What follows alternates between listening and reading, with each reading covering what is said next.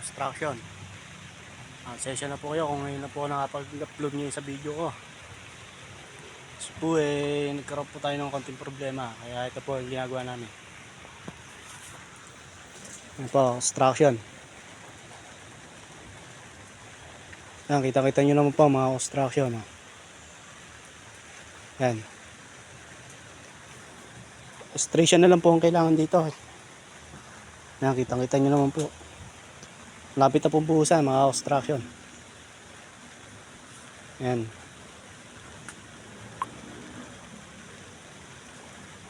Po, kita-kita nyo naman po construction. Yan. Kaya nga po ba alam mo sige stop ang mga construction kung may mali ba o ano. Yun lang po construction. Maraming salamat po. Sana po sponsor pa tayo po sa mga bago video. Yun lang po.